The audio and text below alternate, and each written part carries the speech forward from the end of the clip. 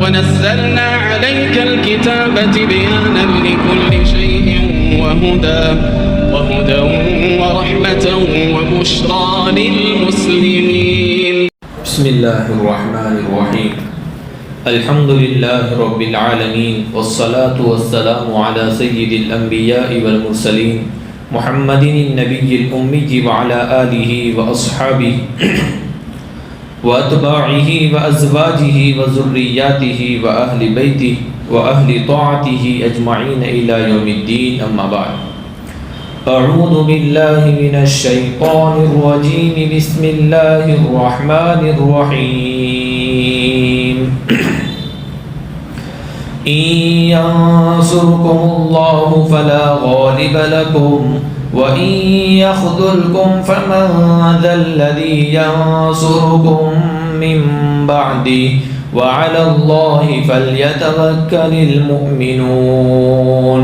وما كان لنبي أن يغل ومن يغل يأت بما غل يوم القيامة ثم توفى كل نفس ما كسبت وهم لا يظلمون. أفمن اتبع رضوان الله كمن باء بسخط من الله ومأواه جهنم وبئس المصير. هم درجات عند الله والله بصير بما يعملون. لقد من الله على المؤمنين إذ بعث فيهم رسولا من أنفسهم يتلو عليهم آياته ويزكيهم ويعلمهم الكتاب والحكمة وإن كانوا من قبل لفي ضلال مبين. صدق الله العظيم.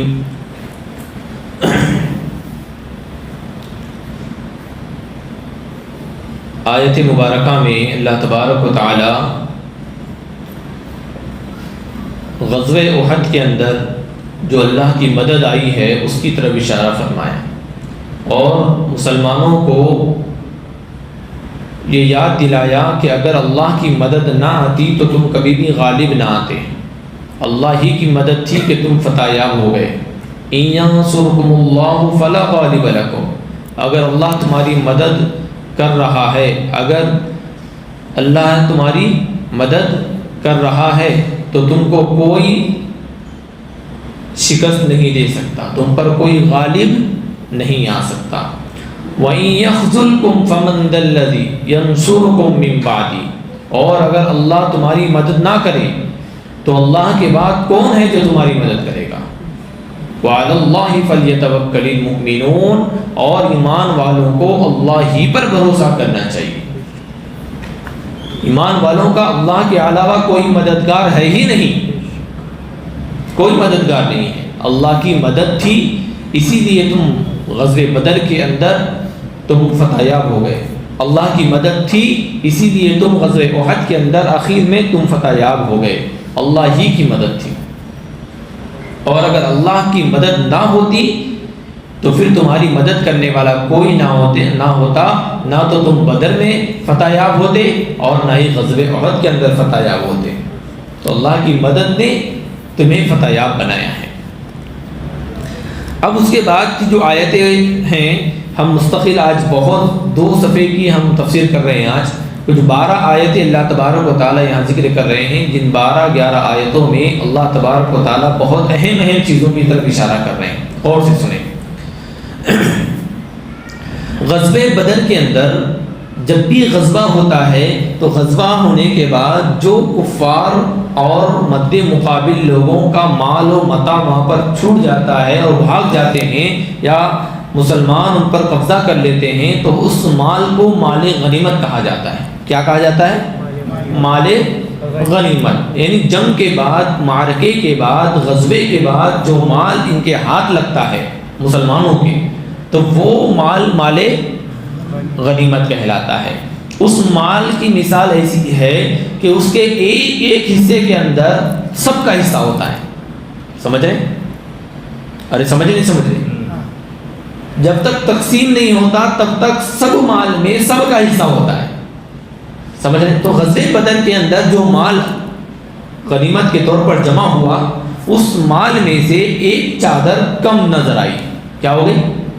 ایک چادر جو تھی چادر اوڑھنے کی جس کو کہتے ہیں وہ کیا ہو گئی؟ کم دکھائی دی. گننے کے بعد میں کم ہو گئی. تو کچھ نا علم اور کچھ منافقین سمجھو یا کچھ کمزور ایمان والے مسلمانوں نے یہ کہا کہ شاید وہ ایک چادر محمد صلی اللہ علیہ وسلم نے دی ہے. اتنا بڑا الزام لگا تھا. اور ان کے کہنے کا مقصد یہ کہ بھائی مال غنیمت پر کلی اختیار نبی کو ہوتا ہے تو آقا صلی اللہ علیہ وسلم نے نکال لی ہوگی، چھپائی ہوگی. اس طرح کا الزام منافقین نے دھر لیا آقا صلی اللہ علیہ وسلم پر. تو مال غنیمت میں اگر ایک چیز بھی چوری ہو جاتی ہے یا کوئی اس چیز میں خیانت کر لیتا ہے، چھپا دیتا ہے، تو گویا اس نے تمام کا حق مارا ہے. اس کا حق مارا ہے، تمام کا حق مار دیا. اور اب تمام کا حق مار لیا ہے. جو چیز بھی نکالی گئی ہے اس میں جتنے مجاہدین ہیں سب کا حصہ ہے. گویا اس نے ہر ایک کے ساتھ خیانت کی. اس نے کیا کیے؟ ہر ایک کے ساتھ کیا کیے؟ خیانت کی. جب آپ صلی اللہ علیہ وسلم کے بارے میں کہا تو اللہ نے قرآن میں آیت اتاری ما کان لنبی ان یغل، کہ نبی کا کام ایسا نہیں ہے کہ وہ چھپائے، خیانت کرے. ایک آدھی نکال کر کے چھپا دیا، نعوذ باللہ، یہ نبی کا کام نہیں ہے. نبی تو معصوم ہوتے ہیں. ہر طرح کی غلطی اور خطا بھول سے بھی نبی کیا ہوتا ہے؟ پاک ہوتا ہے، معصوم ہوتا ہے نبی گناہوں سے. اور تم دھڑ سے اتنا بڑا الزام خیانت کا آقا صلی اللہ علیہ وسلم پر، نبی پر لاد رہے ہو. تو اس کو فرمایا ماں کان نبی نہیں یغل، کہ نبی ایسا نہیں کہ وہ خیانت کرے، چھپا کر رکھے. وَمَن يَغْلُلْ يَأْتِ بِمَا غَلَّ يَوْمَ الْقِيَامَةِ، اور چھپانے والا کوئی بھی ہو، جو کوئی بھی چھپائے گا، جو کوئی خیانت کرے گا مال غنیمت میں سے ایک چیز کو بھی، تو اس کے بارے میں فرمایا بِمَا یأتی بما غل یوم القیامہ، تو وہ اس خیانت شدہ چیز سے، چھپائے ہوئی چیز کو قیامت کے دن سب کے سامنے حاضر لے کر آئے گا، سب کے سامنے لائے گا. روایت میں آتا ہے کہ جو شخص خیانت کرتا ہے یا چوری کرتا ہے، قیامت کے دن وہ چیز اس کے گلے میں لاد رہی ہوگی اور وہ سب کے سامنے حاضر ہوگا، چیز لے کر کے آئے گا. وہ چوری شدہ چیز جو ہوتی ہے، جو خیانت جس نے کی ہے، چھپائی ہوئی چیز، وہ قیامت کے دن اس کے گلے میں ہوگی اور وہ لے کر آئے گا. اللہ کے رسول صلی اللہ علیہ وسلم نے سختی سے منع فرمایا. ایک مرتبہ ایک غزوے کے اندر ایک شخص نے ایک چیز کیا کی؟ چھپائی تھی. ایک چیز کیا تھی؟ چھپائی تھی مال غنیمت میں سے. اور جب پورا مال تقسیم ہو گیا، سب چلے گئے، تو وہ شخص اللہ کے رسول صلی اللہ علیہ وسلم کے پاس آتا ہے اور کہتا ہے کہ اللہ کے رسول، مجھ سے ایک غلطی ہو گئی، میں نے مال غنیمت میں سے چیز چھپائی تھی. اللہ کے رسول صلی اللہ علیہ وسلم کے جملے یاد رکھے. اللہ کے رسول صلی اللہ علیہ وسلم نے فرمایا یہ تو نے کیا کیا؟ اب قیامت کے دن تو یہ چیز لے کر آ جا، میں نے تجھے پہلے ہی بتا دیا تھا. اب یہ تقسیم نہیں کیا جا سکتا. اب سب کیسے تقسیم کریں گے وہ چیز؟ کسی ایک کی ہو، کسی ایک کا مال چوری کر لیا ہے تو پتہ چلتا ہے کہ اس کا مال تھا، لہذا اس کو بعد میں شرمندہ ہو گیا، گناہگار اپنے آپ کو افسوس کرنے لگا تو لے جا کر دے دیا کہ میں فلاں رفیق بھائی کی چیز چوری کی تھی، اس کو لے جا کے دے دیا، معافی کرافی کر لی، یہ تو صحیح ہو گیا. لیکن اتنے سارے لوگوں کی چیز، ایک چیز تھی، ایک چادر، اور اتنے سارے لوگوں کی ہے، اب اس کو کیسے تقسیم کرو گے؟ بتاؤ بھائی. اور سب کو ایک جگہ کیسے لاؤ گے؟ یہ تو ناممکن ہے. آپ قیامت ہی کے دن اللہ تبارک و تعالیٰ کے سامنے تو حاضر ہو. اب اللہ تعالیٰ چاہے تو معاف کر دے، چاہے تو جو کرے. اللہ اکبر. یہی وجہ ہے کہ جو آدمی کی چیز چوری کرتا ہے اور ایسی چیز کی چوری کرتا ہے جس میں کئی لوگوں کا حق ہے، تو قیامت کے دن وہ شخص دنیا میں تو تقسیم نہیں کر سکے گا، تو قیامت کے دن وہ چیز اس کے گردن پر ہوگی اور وہ سب کے سامنے حاضر ہو جائے گا. سب لوگ سمجھ جائیں گے اس نے چیز چوری کی تھی. وہ رسوائی اتنی خطرناک ہوگی، حدیث میں آتا ہے کہ ایسا شخص اتنا رسوا ہوگا، اتنا ذلیل ہوگا میدان محشر میں، وہ تمنا کرے گا کہ کاش مجھے اس رسوائی سے بہتر مجھے جہنم میں ڈال دیا ہوتا۔ وہ جہنم میں اور دوزخ میں جانے کی تمنا کرے۔ سمجھ رہے؟ تو مال غنیمت، یہ مال غنیمت میں جو لوگوں کا حصہ ہے، مال غنیمت اس تمام چیزوں کا حصہ ہے جب تک تقسیم نہیں ہوتا۔ اور یاد رکھیں، اب مال غنیمت کی بات آئی ہے تو میں ذرا آگے بڑھ کر بات کروں۔ مال غنیمت اس دور میں تھا، اس دور میں امت کا جو مال ہے، اوقاف کی زمینیں، مسجدوں کی زمینیں، جو وقف کی ہوئی تمام تر چیزیں ہیں، یہ سب کس کا مال ہے؟ امت کا مال، اللہ کا مال ہے، یہ امت کا ہے۔ اگر مال غنیمت یعنی مدارس جو وقف کیے گئے ہیں، مساجد جو وقف کیے گئے ہیں، جو زمینیں وقف کی گئی ہیں، جو چیزیں وقف کی گئی ہیں، سمجھ رہے غور کرنا، مسجدوں کے سامان جو وقف کیے گئے ہیں، چاہے وہ پنکھے ہو، چٹائیاں ہو، قرآن ہو، ٹپائیاں ہو، کرسیاں ہو، جو کچھ بھی مسجد کا مال جس نے وقف کر دیا ہے، کسی شخص کو اجازت نہیں ہے کہ اس وقف کی چیز کو لے کر گھر لے کر جائے، اجازت نہیں۔ اس پر بہت کچھ کلام کرنے کی جی چاہ رہا ہے میرا، بہت کچھ، لیکن ابھی نہیں۔ ایک آیت کریمہ آئے گی انشاءاللہ، ہم وہاں پر اس پر کھل کر بات کریں گے۔ بس اتنا سمجھ لیجئے، وقف کی زمینوں پر جو آدمی اپنا گھر بنا رہا ہے اس نے چوری کی ہے۔ وقف کی زمینوں کو جو بیچ کر پیسہ کھا رہے ہیں، قیامت کے دن اس کو رسوائی اٹھانی پڑے گی، ذلیل و خوار ہوگا۔ وقف کی زمین چاہے مساجد ہو، مدارس ہو، خانقاہیں ہوں، چاہے جو کچھ بھی ہو، اور ان زمینوں میں جو چیز وقف کی گئی ہے اس میں سے بھی کوئی چیز چوری کرتا ہے، خیانت کرتا ہے، تو وہ بھی قیامت کے دن ذلیل و رسوا ہو کر آئے گا سب کے سامنے۔ یہ تفصیل طلب مسئلہ ہے اور تفصیل طلب باتیں ہیں، اس کو انشاءاللہ ہم آگے بالکل اس کے اقسام کے ساتھ پیش کریں گے۔ سمجھ رہے؟ ابھی ہم آگے چلتے ہیں۔ اس کو فرمایا ما کان لنبی ان یغل، نبی کا کام یہ نہیں ہے کہ وہ خیانت کرے، نعوذ باللہ من ذلک، ومن یغل یأتی بما غل یوم القیامہ، اور جو شخص بھی اس طرح کی خیانت کرے گا، چیز کو چھپائے گا، تو وہ چھپائی ہوئی چیز کو قیامت کے دن لے کر آئے گا۔ ثم توفی کل نفس بما کسبت وهم لا یظلمون، اور ہر ایک کو وہاں پر پورا پورا بدلہ دیا جائے گا، ان پر ظلم نہیں ہوگا، ذرہ برابر بھی ان پر ظلم۔ جو جتنا عمل کرے گا، جو کچھ اچھائی کرے گا، وہ اس کو پوری کی پوری ملے گی، اس میں کمی نہیں ہوگی۔ کوئی اگر اچھائی کرتا ہے تو اس کو اچھائی کا پورا بدلہ دیا جائے گا، آدھا نہیں دیا جائے گا، اس پر ظلم نہیں کیا جائے گا کم دے کر کے۔ اچھائی کیا تھا 1% تو اس کو آدھا % دے دیا، نہیں، وہاں پر 1% نہیں، 100% کیا تو 100% اس کو بدلہ دیا جائے گا۔ اور اگر کوئی برائی کرتا ہے تو برائی کا بھی بدلہ پورا پورا دیا جائے گا، کمی زیادتی۔ تو جو خیانت کر رہا ہے، جس نے چادر چھپائی، جس نے چادر لی ہے، قیامت کے دن وہ چادر کے ساتھ حاضر ہو جائے گا، اور وہاں پر اس کو پوری کی پوری سزا بولو جو کچھ ہے اس کو دی جائے گی۔ فَمَن يَعْمَلْ مِثْقَالَ ذَرَّةٍ خَيْرًا يَرَهُ وَمَن يَعْمَلْ مِثْقَالَ ذَرَّةٍ شَرًّا يَرَهُ، جو کچھ بھی ذرائی کے دانے کے برابر ہے، ذرہ برابر بھی اگر کوئی خیر کا کام کرے گا تو قیامت کے دن اس کو اپنے سر کی آنکھوں سے وہاں پر دیکھے گا، وہ خیر کو، وہ نیکی کو۔ اور جو کوئی ذرہ برابر بھی نافرمانی یا گناہ کرے گا، شر کرے گا، وہ اپنے سر کی آنکھوں سے وہاں پر دیکھے گا اس کو۔ سمجھ رہے ہیں؟ ارے بولو نا بھائی۔ اس کو فرمایا افمن اتبع رضوان اللہ کمن باء بسخط من اللہ ومأواہ جہنم وبئس المصیر۔ اوپر دو لوگوں کی بات ہو گئی، خیانت کرنے والے اور خیانت نہ کرنے والے۔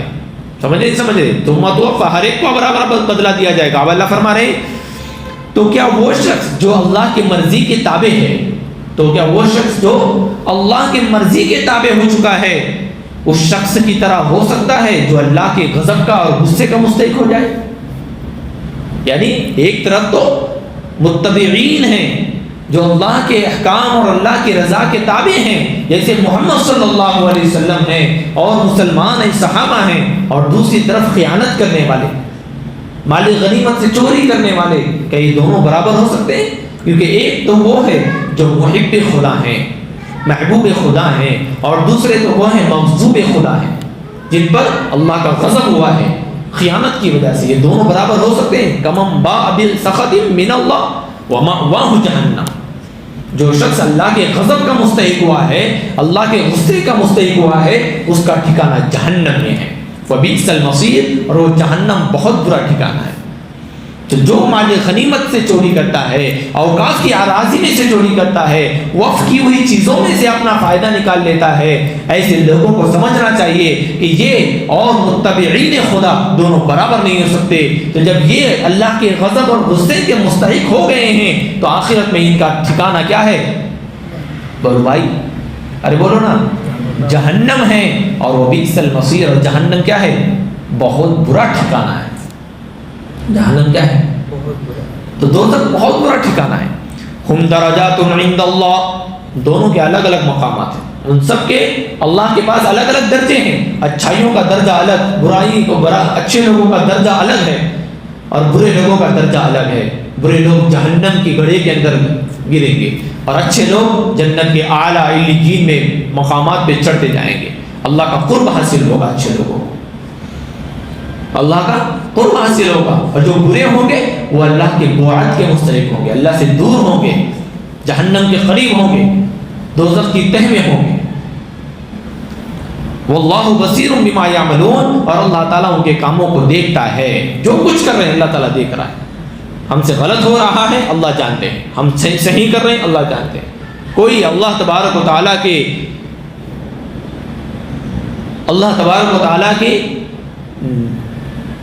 سے کوئی بچ نہیں سکتا، اللہ تعالیٰ سے، چاہے وہ کہیں پر بھی جا کر گناہ کرے، اللہ تعالیٰ سے کوئی بچ نہیں سکتا۔ اللہ برابر دیکھ رہے ہیں۔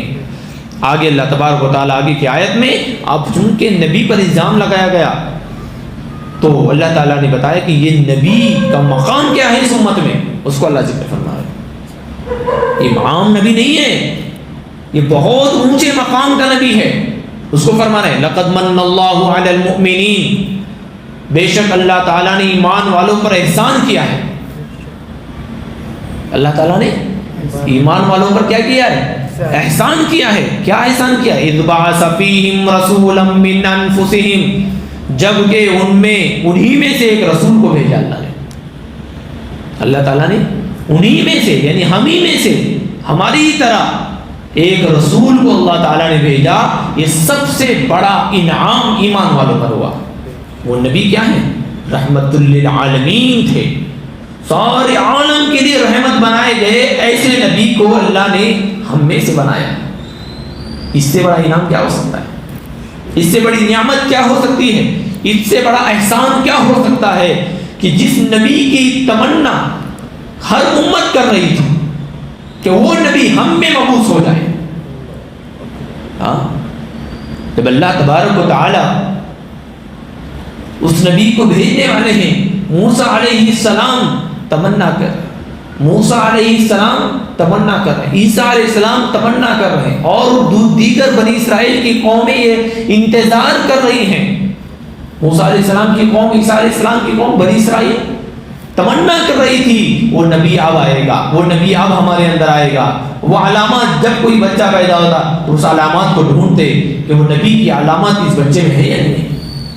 لیکن اللہ تعالیٰ نے بنی اسماعیل کے اندر اور اہل عرب میں، ان لوگوں کے اندر جن لوگوں نے الزام لگایا، انہی میں سے ایک رسول کو جو رحمت للعالمین تھا، ایمان والوں کے لیے نعمت بنا کر، احسان بنا کر کے اللہ تعالیٰ نے اتارا، مبعوث فرمایا۔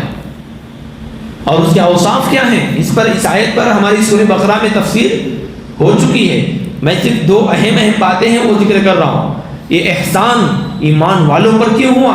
کیونکہ یہ ایمان والے اس نبی سے فیضیاب ہو رہے ہیں، دیگر قومیں نہیں ہو رہی ہیں، جبکہ یہ نبی تو ہر قوم کا تھا۔ ہندوؤں کا بھی یہ نبی ہے، بدھسٹ کا بھی یہ نبی ہے، عیسائیوں کا بھی یہی نبی ہے، یہودیوں کا بھی یہی نبی ہے۔ دنیا میں جتنی قومیں ہیں، جتنے انسان ہیں، چرند پرند، حیوانات، نباتات، جمادات، جن و انس، ان تمام کا نبی ہے، تبھی تو رحمت للعالمین ہے، ان سب کا نبی ہے، لیکن اس سے فیضیاب کون ہو رہا ہے؟ ایمان والے ہو رہے ہیں۔ اس لیے فرمایا کہ ایمان والوں پر اللہ نے احسان کیا ہے۔ لقد من اللہ علی المؤمنین اذ بعث فیہم رسولا من انفسہم، انہی میں سے ہے، انہی کی طرح آنکھیں، انہی کی طرح ناک، کان، ہاتھ، پیر، انہی کی طرح نکاح کرتا ہے، انہی کی طرح کھاتا ہے، انہی کی طرح پیتا ہے، سب انہی جیسا ہے۔ جو رحمت للعالمین ہو اور وہ انسان ہی کی طرح ہو، انہی میں سے نکالا گیا ہو، ایمان والوں پر احسان ہے۔ اس کی صفات ذکر فرمائی، یتلو علیہم آیاتی، وہ اللہ کی آیتوں کو ان پر پڑھ کے سناتا ہے۔ جبرائیل آتے ہیں، وہ پڑھ کر سناتے ہیں۔ اللہ کے رسول صلی اللہ علیہ وسلم پر قرآن اتر رہی ہے، احکامات اتر رہے ہیں، شریعت اتر رہی ہے، سمجھ رہے، سوالوں کے جوابات اتر رہے ہیں، اور اللہ کے رسول صلی اللہ علیہ وسلم پڑھ کر سنا رہے ہیں، احکامات بتا رہے ہیں، نماز کا طریقہ، روزے کا طریقہ، ہر چیز کا طریقہ بتا رہے ہیں۔ وَيُزَكِّيهِمْ، اور یہ نبی مبعوث ہوا کیوں؟ کیونکہ امت جسمانی اور روحانی، ظاہری اور باطنی گندگیوں میں مبتلا ہو گئی تھی، تو یہ نبی آ گیا، آ کر کیا کیا؟ وَيُزَكِّيهِمْ، اس نے ان کے اندر کی گندگی کو پاک کیا۔ اس نبی کا کام یہی تھا، اس کا کمال یہ تھا کہ وہ انسانوں کو شرک جیسی گندی اور ظاہری گندگی سے اور باطنی گندگی سے صاف ستھرا کرنے والا نبی تھا۔ سمجھ رہے؟ سمجھ رہے؟ وَيُزَكِّيهِمْ، ان کو ان کا تزکیہ کرنے والا، ان کے دلوں سے شرک جیسی اور بتوں کی پوجا جیسی اور روحانی حسد، جلن، کینہ، بغض جیسی گندگیوں کو صاف کرنے والا، یہ وہ صفت نبی میں تھی، وہ کرتے۔ وَيُعَلِّمُهُمُ الْكِتَابَ وَالْحِکْمَةَ، اور کتاب کا علم سکھاتا ہے اور کام کی باتیں سکھاتا ہے، یہ نبی تھا۔ وَإِن كَانُوا مِن قَبْلُ لَفِي ضَلَالٍ مُبِينٍ، اور ہاں اس سے پہلے یہ قوم صریح گمراہی میں مبتلا تھی۔ آپ کی بعثت سے پہلے یہ قوم کیا تھی؟ صریح گمراہی میں کیا تھی؟ مبتلا تھی۔ تو یہ احسان اللہ تعالیٰ نے اس امت پر کیا اور ایمان والوں پر کیا کہ انہی میں سے اللہ تعالیٰ نے ایک نبی کو مبعوث فرمایا، محمد رسول اللہ صلی اللہ علیہ وسلم۔ آگے اللہ تبارک و تعالیٰ کیا فرما رہے ہیں؟ آگے اللہ فرما رہے ہیں غزوہ احد اور بدر کے اندر ایک سوال منافقین نے اٹھایا تھا، منافقین نے اور کچھ مسلمانوں نے بھی کہا تھا کہ ہمارا اتنا نقصان ہو گیا، ہمارے 70 صحابہ شہید ہو گئے غزوہ احد کے اندر، ہے نا بھائی؟ تو یہ مصیبت کہاں سے آئی، کیوں آئی؟ یہ سوالات تھے نا بھائی ان کے۔ جب اللہ ہی مدد کرنے والا ہے، اللہ ہی سب کچھ کرنے والا ہے، اللہ ایمان والوں کا ہے، تو یہ ہار نہیں ہونی چاہیے تھی۔ آپ نے سنا نا بھائی غزوہ احد کے اندر جب میں نے آپ کو بتایا تو کچھ مسلمانوں نے، کچھ منافقین نے اعتراض کیا تھا، تو اس کا جواب اللہ تعالیٰ دے رہے ہیں، کیا فرما رہے ہیں؟ اولما اصابتکم مصیبۃ قد اصبتم مثلیہا قلتم ان ھذا قل هو من عند انفسکم ان اللہ علی کل شیء قدیر۔ تو کیا جب تم کو ایک مصیبت پہنچی تو تم نے اس سے دگنا مصیبت پہنچائی تھی، تو تم بطور تعجب کہتے ہو انا ھذا، یہ مصیبت کہاں سے آئی؟ قل، اے محمد صلی اللہ علیہ وسلم آپ ان کو جواب دو، هو من عند انفسکم، اور یہ جو کچھ ہوا، یہ جو تمہارا نقصان ہوا، یہ تمہارے خود کے خلاف ورزی کرنے سے ہوا ہے، بے شک اللہ تعالیٰ تو ہر چیز پر قادر ہے۔ سمجھ رہے ہیں؟ آگے فرمایا وَمَا أَصَابَكُمْ يَوْمَ الْتَقَى الْجَمْعَانِ فَبِإِذْنِ اللَّهِ وَلِيَعْلَمَ الْمُؤْمِنِينَ وَلِيَعْلَمَ الَّذِينَ نَافَقُوا وَقِيلَ لَهُمْ تَعَالَوْا قَاتِلُوا فِي سَبِيلِ اللَّهِ أَوِ ادْفَعُوا قَالُوا لَوْ نَعْلَمُ قِتَالًا لَاتَّبَعْنَاكُمْ هُمْ لِلْكُفْرِ يَوْمَئِذٍ أَقْرَبُ مِنْهُمْ لِلْإِيمَانِ يَقُولُونَ بِأَفْوَاهِهِمْ مَا لَيْسَ فِي قُلُوبِهِمْ وَاللَّهُ أَعْلَمُ بِمَا يَكْتُمُونَ۔ یہ پورا منظر کیا ہے؟ اللہ تعالیٰ جواب دے رہے ہیں۔ اللہ کہہ رہے ہیں غزوہ بدر میں تم نے کفار کو ڈبل مصیبت پہنچائی۔ کتنی مصیبت پہنچائی؟ ڈبل۔ کیسے سمجھو؟ غزوہ بدر میں مسلمانوں نے کفار کے 100 بڑے بڑے سرداروں کو قتل کیا تھا، اور 70 بڑے بڑے سرداروں کو قتل کیا تھا، اور 70 بڑے بڑے سرداروں کو قید کیا تھا۔ تو 70 دونوں کتنے ہو گئے 140, مطلب ڈبل ہو گئے نا. تمہارے غزوہ احد میں کتنے شہید ہو گئے 70, تو تمہاری سنگل مصیبت ہو گئی, ان کی ڈبل. ارے ہو گئی کہ نہیں ڈبل مصیبت؟ تو تم کو ایک مصیبت پہنچی, حالانکہ تم نے جیسی ڈبل مصیبت ان کو غزوہ بدر میں پہنچا چکے ہو, پھر بھی تم تعجب سے کہہ رہے ہو انا ھذا, یہ مصیبت کہاں سے آئی؟ تم کو چاہیے کہ تم نے تو ان کو اس طرح کی ڈبل مصیبت دے چکے ہو, تو تم کو ایک تو مصیبت پہنچی ہے, تو تم کو اتنا حیران ہونے کی ضرورت نہیں ہے. تم نے ان کو بھائی پچھلے سال تم نے اس کا ڈبل نقصان کرے, اس سال تمہارا سنگل نقصان ہوگا تو پریشان ہونے کی ضرورت نہیں ہے, تم اس کا ڈبل نقصان کر چکے ہو. وہی انداز اللہ تعالیٰ اختیار کر کے بتا رہے ہیں. جب یہ مصیبت آئی 70 صحابہ شہید ہو گئے, تو یہ کہاں سے آئی؟ جہاں سے آئی یہ بھی کیوں آئی؟ آگے ذکر فرمائیں بھائی یہ بھی کیوں آئی؟ من عند انفسکم, تمہارے ایک خلاف ورزی کرنے پر, ورنہ تو اللہ کی مدد کے وعدے تھے.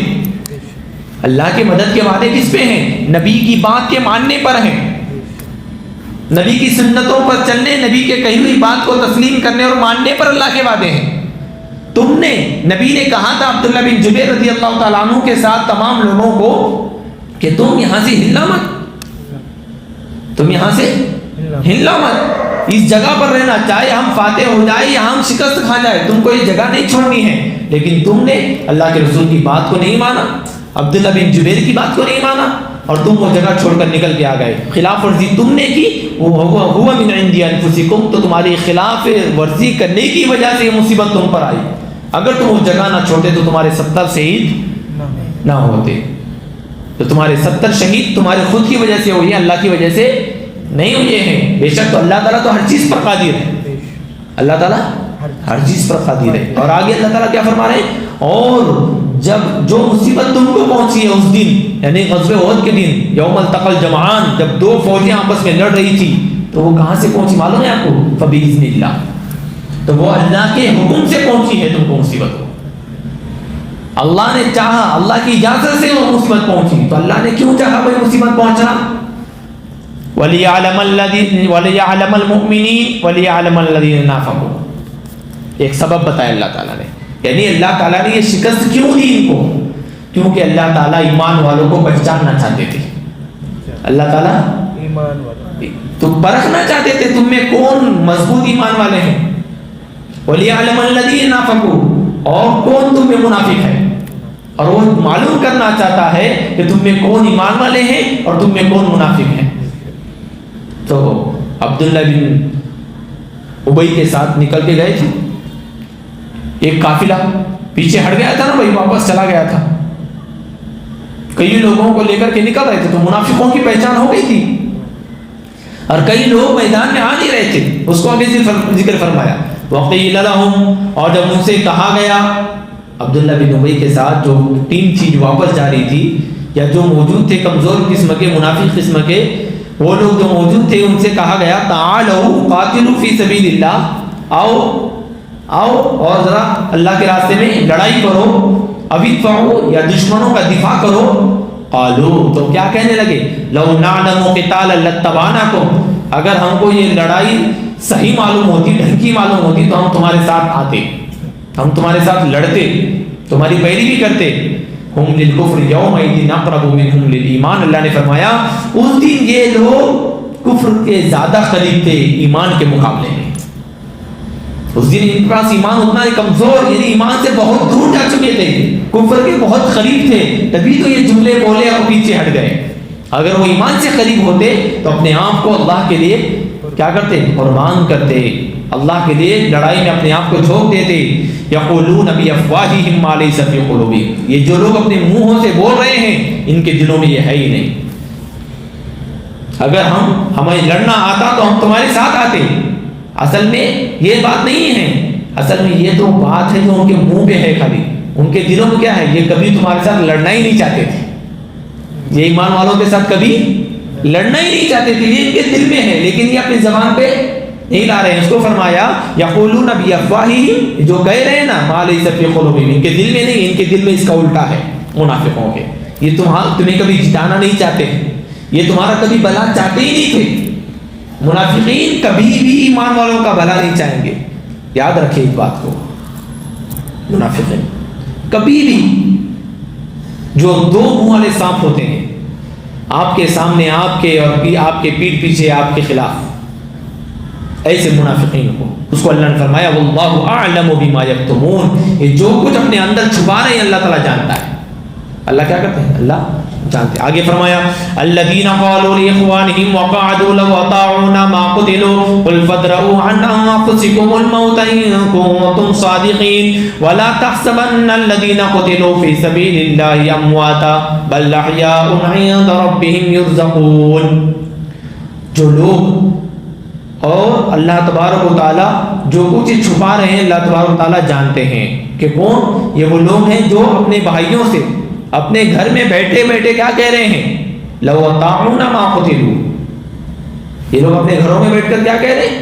اپن خود بیٹھے ہوئے ہیں، لڑائی نہیں کر رہے ہیں. بیٹھے ہوئے کا مطلب لڑائی نہیں کر رہے ہیں. اور جو ان کے جو برادر نسبتی ہیں یعنی جو شہید ہو گئے، ایمان والے جو شہید ہو گئے، ان کے بارے میں کیا کہہ رہے ہیں؟ اوپر منہ سے کیا کہہ رہے ہیں؟ محبت جتاتے ہوئے کیا کہہ رہے ہیں کہ لو اطاعونا ما قتلوا، اگر یہ ہماری بات مانتے تو آج مارے نہ جاتے. کیا کہہ رہے ہیں؟ ہم نے کہا تھا کہ مدینے میں رہ کر ہی لڑیں گے، لیکن یہ ہماری بات نہیں مانے اور چلے گئے، وہ احد کے دامن میں جا کر کے مارے گئے. لو اطاعونا ما قتلوا، اگر وہ ہماری بات مانتے تو کبھی مرتے ہی نہ تھے، ان کو مارا نہیں جاتا. قل، آپ صلی اللہ علیہ وسلم سے کہہ رہے اللہ تعالیٰ کہ محمد صلی اللہ علیہ وسلم کو جواب دو فَادْرَؤُوا عَنْ أَنفُسِكُمُ الْمَوْتَ إِن كُنتُمْ صَادِقِينَ. موت کو اپنے آپ سے ہٹا کے دکھاؤ اگر تم سچے ہو. اگر تم کو لگتا ہے کہ میدان جنگ میں ہی موت آتی ہے اور گھر میں نہیں آتی، تو گھر میں جب موت آئے گی تو تم اس کو اپنے سے دور کر کے بتاؤ. تمہارے اندر طاقت ہے اگر تم سچے ہو تو. اگر تم اپنے قول میں کہ گھر پہ رہتے تو موت نہ آتی، تم ہماری بات نہیں مان کے چلے گئے اس لیے تم مارے گئے، اگر یہ بات سچی ہے تو گھر بیٹھے تمہیں موت اگر آئے گی تو تم موت سے بچ کے بتاؤ اگر تم اپنے اس قول میں سچے ہو تو. میری بات سمجھ میں آ رہی ہے؟ اس آیت کو سمجھو اچھی طرح سے. انہوں نے کہا اپنی جگہ بیٹھے ہوئے کہ بھئی اگر ہماری بات مانتے اور یہاں بیٹھے رہتے تو وہ جا کر کے کبھی نہ مرتے.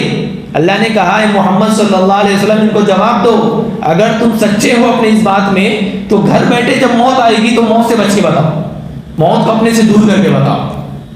موت تو برحق ہے، وہ تو تمہارے لیے یہ بدنصیبی ہے کہ تم وہاں پر مرے نہیں ہو. جو وہاں پر شہید ہو گئے ہیں، جو وہاں پر مارے گئے شہید ہو گئے ہیں، وہ تو ان کی خوش نصیبی ہے، وہ چاہتے یہی تھے کہ وہ شہید ہو جائے. اور اگر تم ان کے اس کیفیت کو سمجھو جو شہید ہو گئے اللہ کے راستے میں اس جہاد میں، اور ان کی خوشی کو اگر تمہیں بتا دیا جائے کہ وہ شہید ہونے پر کتنے خوش ہیں، کتنے راضی ہیں اور کتنا کچھ ان کو مل رہا ہے، تو تم بھی شہادت کا شوق رکھ کر کے تم بھی شہادت کے لیے میدان میں غزوہ احد کے اندر غزوہ بدر کے اندر چلے جاتے. اس کو اللہ تعالیٰ آگے کی آیتوں میں ذکر کر رہے ہیں. فرمایا وَلَا تَحْسَبَنَّ الَّذِينَ، تم یہ گمان مت کرو کہ جو لوگ اللہ کے راستے میں قتل کیے گئے ہیں کہ وہ مردہ ہو چکے ہیں. نہیں نہیں نہیں، جو لوگ اللہ کے راستے میں شہید ہو چکے ہیں، انہیں جن کو قتل کیا گیا ہے تو وہ مردہ ہیں، بالکل بھی نہیں. بل احیاء، وہ تو زندہ ہے. عند ربہم یرزقون، ان کے رب کے پاس انہیں رزق دیا جا رہا ہے. یہاں پر اللہ تعالیٰ شہیدوں کا تذکرہ کر رہے ہیں. اللہ کے راستے میں جو لوگ شہید ہوتے ہیں ان کو اللہ تبارک و تعالیٰ خود کہہ رہے ہیں کہ ان کو مردہ مت کہو. سمجھ رہے ہیں؟ موت دینے والا کہہ رہا ہے کہ یہ مرے نہیں ہیں. بتاؤ موت دینے والا کون ہے بھائی؟ اللہ ہے. اور اللہ کہہ رہے ہیں کہ یہ تم مرے تو ہیں بظاہر تمہاری دنیاوی نظروں میں، لیکن حقیقت میں یہ مردہ نہیں ہیں، یہ تو زندہ ہیں. ایک جگہ کیا فرمایا؟ یا ایھا الذین آمنوا، کیا فرمایا؟ یا ایھا الذین آمنوا استعینوا بالصبر والصلاۃ ان اللہ مع الصابرین. کے بعد کیا فرمایا؟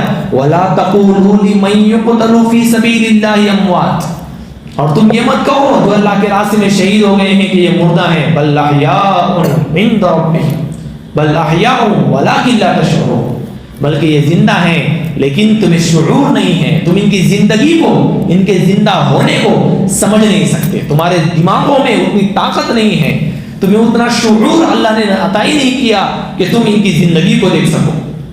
یہ زندہ ہے. روایت میں آتا ہے کہ جو اللہ کے راستے میں شہید ہوتا ہے تو اس کا خون کا قطرہ زمین پر گرنے سے پہلے اللہ تعالیٰ اس کی مغفرت کرتے ہیں. شہید کا یہ مقام ہے. اور کیا فرمایا؟ شہید مرتا نہیں ہے, اللہ تعالیٰ شہیدوں کو سبز رنگ کا پرندہ بناتے ہیں. کیا بناتے ہیں؟ سبز رنگ کا پرندہ بناتے ہیں. اور یہ پرندے کی شکل میں قیامت تک, کب تک؟ قیامت تک جنت کے بالا خانوں میں, جنت کے باغیچے میں, جنت کے درختوں میں گھومتے رہتے ہیں, پھرتے رہتے ہیں. اور نالوں پر, دودھ کے شہد کے نالوں پر کیا کرتے ہیں؟ سیراب ہوتے رہتے ہیں.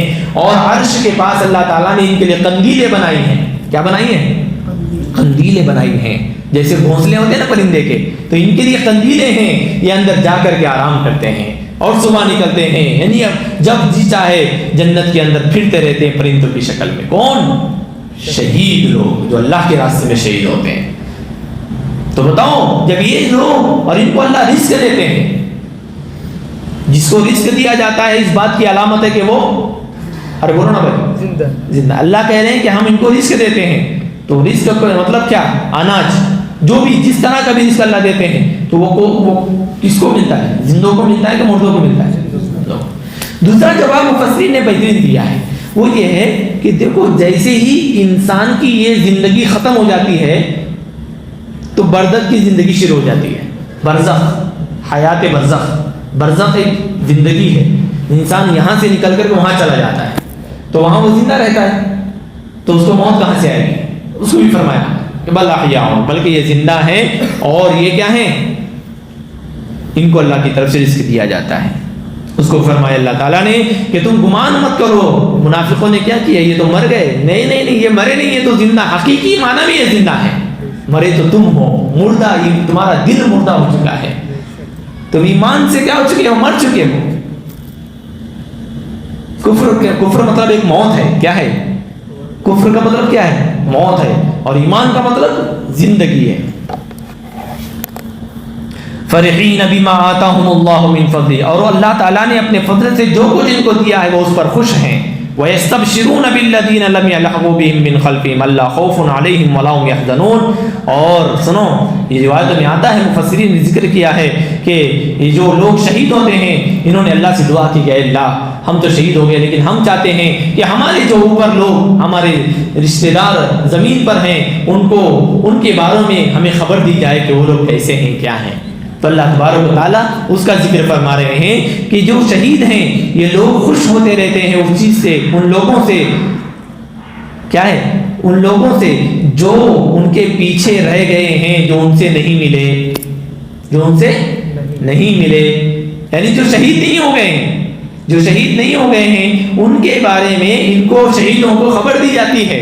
اور وہ ان کی کیفیت کو جو سن کر کے خوش ہوتے رہتے ہیں. کیونکہ جو لوگ ہیں جو دنیاوی زندگی میں ہیں, جو ابھی شہید نہیں ہو گئے, لا خوف علیہم ولا هم يحزنون, نہ ان کو کوئی خوف ہوگا اور نہ وہ غمگین ہوں گے. حدیث میں آتا ہے کہ اللہ کے رسول صلی اللہ علیہ وسلم نے فرمایا کہ جب یہ جو شہید لوگ ہیں ان کو بتا دیا جاتا ہے, ان کے جو ملحقین ہیں, ان کے جو لوگ ہیں, یہ جب مرنے کا ان کا وقت ہوتا ہے تو ان کو خوب بتا دیا جاتا ہے کہ تمہارا فلاں شخص ابھی عنقریب تمہارے پاس آنے والا ہے. تو یہ خوش ہونے لگتے ہیں کہ بھائی کئی سالوں کے بعد آج ہمارا دوست ہمارے پاس آ رہا ہے. پھر وہ کیا ہوتے ہیں؟ مل جاتے ہیں اور خوش ہو جاتے ہیں دوسرے کو دیکھ کر کے. اس کو بھی فرمایا یستبشرون بنعمت من اللہ وفضل, اور یہ لوگ اللہ کے انعام, نعمت اور اللہ کے فضل سے خوش ہوتے ہیں کیونکہ اللہ تبارک و تعالی ایمان والے کے اجروں کو ضائع نہیں کرتا. ان لوگوں نے جو اپنی جانوں اور مالوں کے ذریعے اللہ کے راستے میں قربانی دی, اپنے آپ کو شہید کر دیا, یہ ایمان والوں کا اجر یہ ہے کہ اللہ اس کو ضائع نہیں کرتا. اور ان کو اللہ تعالیٰ مرنے کے بعد بھی حقیقی زندگی ان کو عطا فرماتے ہیں, ان کے روح زندہ ہوتی ہے اور یہ کبھی موت ان کو نہیں آتی.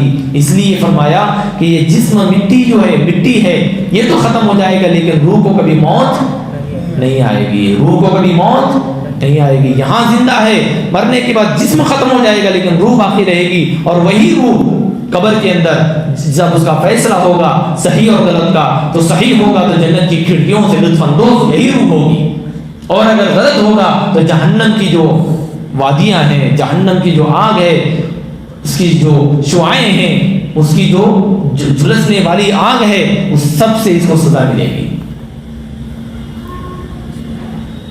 تو اللہ تعالیٰ فرما رہے ہیں کہ یہ شہید ہو گئے ہیں، اور شہید ایسے ہو گئے ہیں کہ اگر ان کی شہید ہونے کے بعد کی زندگی کو تم سمجھ لو تو تم بھی شہید ہونے کا کیا کرو، شوق تمہیں بھی آ جائے، اور تم بھی اللہ کے راستے میں اپنے آپ کو قربان کرنے لگ جاؤ۔ اللہ تعالیٰ کی سنی باتوں پر عمل کی توفیق عطا فرمائے۔ وآخر دعوانا الحمدللہ رب العالمین۔ بسم اللہ الرحمن الرحیم۔ اللهم صل علی محمد وعلی آل محمد کما صلیت علی ابراہیم وعلی آل ابراہیم انک حمید مجید۔ ربنا ظلمنا انفسنا وان لم تغفر لنا وترحمنا لنكونن من الخاسرین۔ اللهم انك عفو کریم تحب العفو فاعف عنا یا کریم۔